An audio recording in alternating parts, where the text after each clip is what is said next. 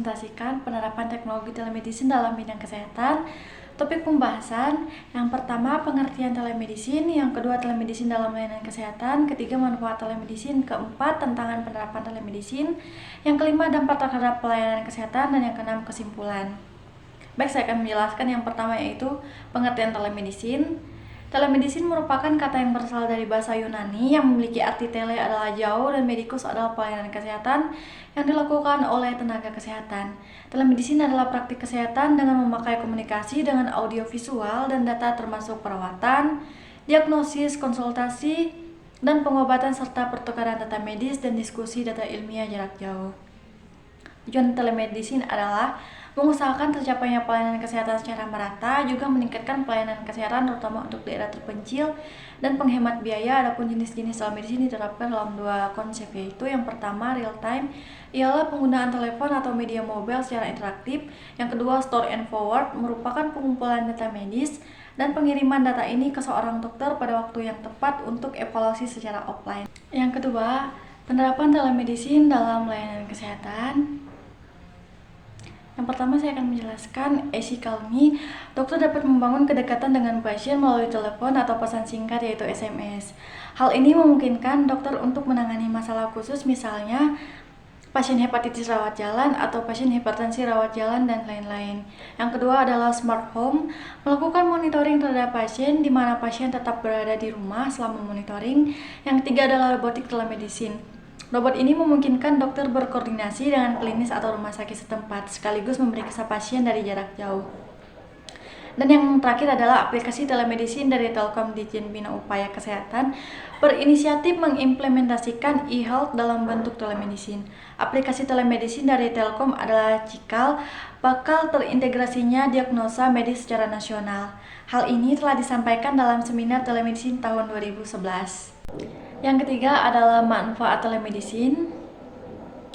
Berikut memanfaatkan layanan kesehatan telemedicine menurut WHO, yaitu yang pertama, memudahkan kegiatan konsultasi tanpa adanya sesi tanya jawab langsung antara pasien dan dokter.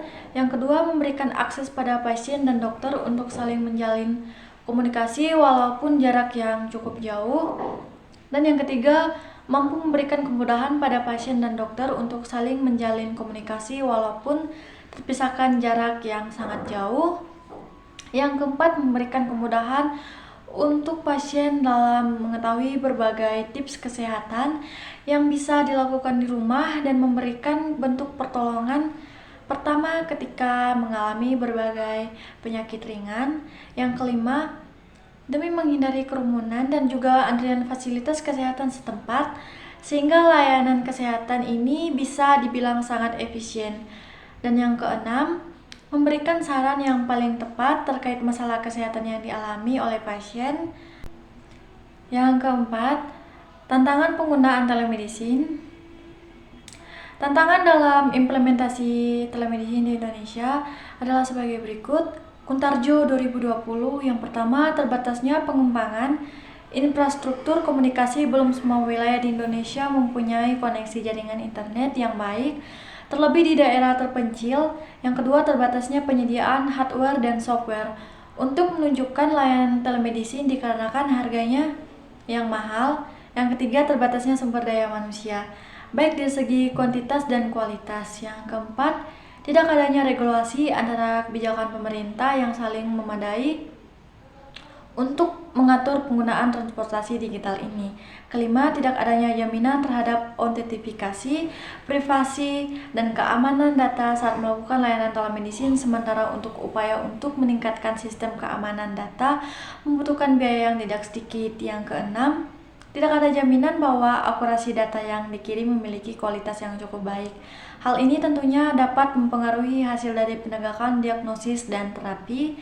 Dan yang ketujuh, keterbatasan relasi antara pasien dan tenaga kesehatan karena layanan telemedicine dilakukan secara jarak jauh sehingga akan mengurangi kualitas dan relasi tersebut. Yang kelima, dampak telemedicine terhadap pelayanan kesehatan. Pemanfaatan telemedicine dalam pelayanan kesehatan tentunya memiliki berbagai dampak positif baik bagi tenaga kesehatan maupun pasien atau penggunanya. Pelayanan kesehatan menjadi lebih efektif dan efisien dalam hal monitoring, evaluasi, maupun edukasi. Berikut dampak telemedicine terhadap pelayanan kesehatan. Yang pertama, manajemen penyakit. Salah satu manfaat utama telemedicine di daerah pedesaan adalah kemampuannya untuk meningkatkan manajemen penyakit, terutama untuk kondisi kronis. Penyakit kronis seperti diabetes, hipertensi, dan penyakit jantung memerlukan pemantauan dan manajemen rutin yang bisa menyulitkan penduduk pedesaan karena kendala perjalanan dan fasilitas kesehatan lokal yang terbatas. Kedua, peningkatan status kesehatan.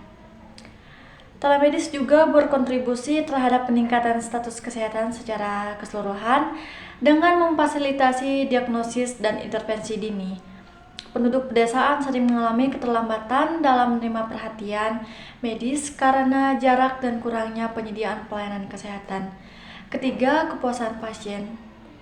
Kepuasan pasien adalah ukuran penting dari kualitas perawatan kesehatan, dan telemedis telah terbukti meningkatkan aspek ini secara signifikan. Keempat, penghemat biaya.